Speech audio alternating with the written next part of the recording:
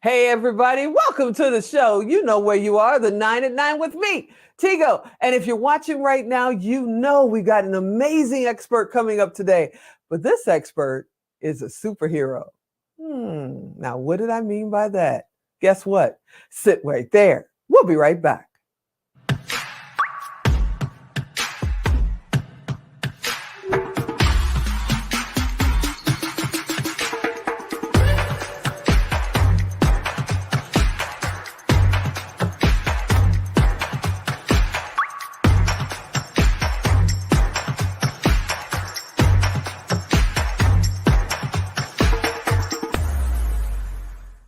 Hey, yeah, you heard me right. Superhero. Well, let's just say she's on a superhero journey. Valerie David is here, the Pink Hulk.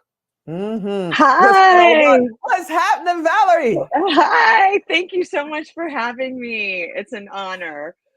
Thank you so much for being here. Okay, we got to kick it off because I said you're a superhero, and I know you're on the superhero journey, but the Pink Hulk? What's that mean? Yes, the Pink Hulk is one woman's journey to find the superhero within.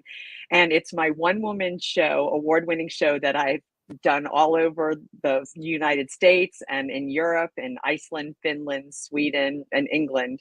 And it's my chronicling of my inspirational, motivational journey of becoming a three-time cancer survivor. First of Ooh, lymphoma, and then breast cancer again, stage 4 metastatic breast cancer with no wow, evidence of disease. wow. So and I want people out there to know that we all have a superhero inside of ourselves, and we have that inner superhero to fight any adversity in life, not just cancer. And that's why the show has resonated, because it's more than just cancer. It's about fighting back any challenges and having hope. And the last line of my show is never, ever, ever give up. And that's the That's message amazing. that we have for this show. You know, we've had my business partner and best friend, we lost her to breast cancer. We've had breast cancer around us, some kind of cancer around us for years and years and years. And the hardest thing of all of it, besides the chemo and that red devil, the hardest thing of all of it is keeping the mind right. You know, how do you do it? How do you keep your mind focused on the goal of getting better and getting back to you?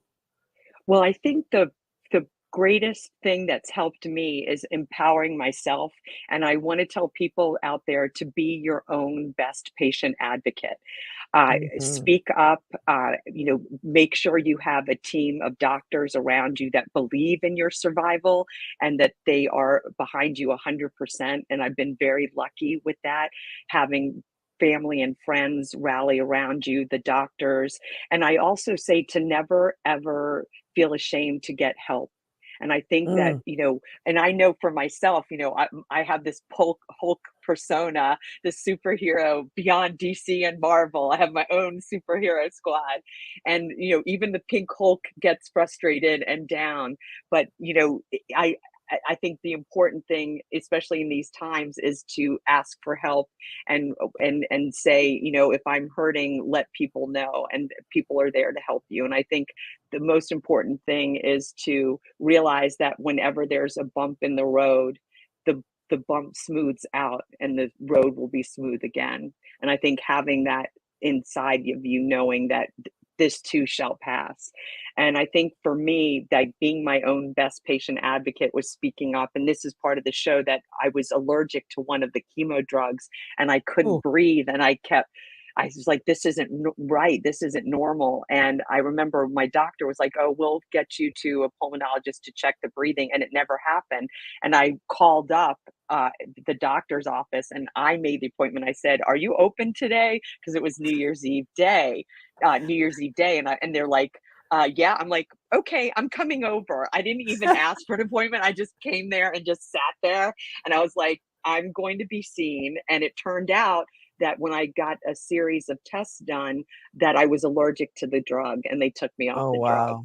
So I think it's Wow. really important to speak up. And also, we know that bankruptcy happens with a lot of healthcare bills and the out of pocket expenses and health insurance Mhm. not covering everything. And I also had a bill. Twice I had a huge bill, and I called up the finance department of the hospital, and they said, "Oh, we'll put you on a payment plan." And I said, no, I'd like these bills to be pardoned. They pardon the bills. So you have to Wow, I speak didn't know up for they do yourself. that. They do that. See, Tigo, they do that. Wow. You just have to speak up. And, it's also good to have someone come with you to appointments and write down notes. I think meditation has been so wonderful to me. And there's a free meditation app that I use that's called Insight Timer, and there are many other apps out there like Calm. Hmm. But I feel like meditating has really helped a lot. And for me, Tigo, I have to get checked every 6 weeks for the rest of my life. Wow. So, though I have no evidence of disease, I have to be monitored. So, how do I cope with every 6 weeks coming into the doctor's office, getting the appointment, getting the lab work done, and then I have to get a PET scan every 6 months for the rest of my life? But you know what? Wow. That's part of who I am. That's just the way it is, and I have a choice, right? I have that choice Hmm. to say, "Oh, I've got my appointment," or do I say, "I'm gonna, take the bull by the horns, go to my appointment, and just whatever comes, just do the best that I can, but to get myself mentally ready for these appointments and knowing that I have that choice to either fold or blossom, and I choose to blossom and to That help brings up a others." question. Yeah, that brings up a question because, like I said, I've had people around me for decades that have been fighting cancer, going through cancer. And one of the things I notice is, they have this tendency to want to shut all the doors and go dark and just pull away from everything.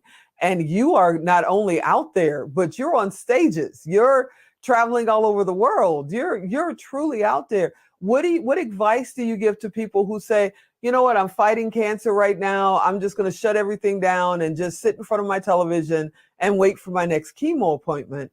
What do you tell people to get them out of that funk? Absolutely, and thank you for bringing that up. That's an excellent question.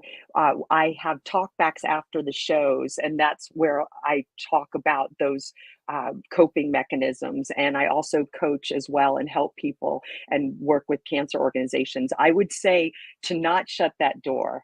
Keep those doors open and find funny things. Watch funny movies. Watch Hmm. funny TV shows. Do something you love. Pick up a hobby, whether it's knitting or start reading books.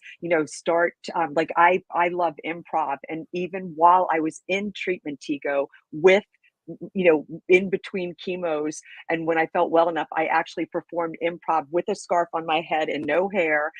I just do things that you love and don't let things stop you. If you can just find something you love to do and do it, paint, write, do improv, find a physical activity that gets your mind off of things, reach out for help. There's plenty of support groups, from support groups and one-on-one counseling that's out there for all cancer patients. So I think that if you just keep that positive mindset, meditate, and I still do that. I meditate twice a day. So just to keep that positive attitude and keep positive people around you. That's also things. I remember I had somebody say to me, "Oh, you're not going to live a long life, so too bad." And I'm like, "Okay, bye." Oh, goodness. Get rid of those people that drain you. Be around positive people, because positive begets positive. There it is. I Now, think that's before we get very cut off, important. because Alan's got his finger on the hot button. Before we get cut off here, what I know you're going to be performing your show this spring, in Right, right. 2023, for everybody who's out there watching reruns in 2035. In 2023, you're performing performing your show this spring. What's your Yes. show about, and what can they expect when they attend?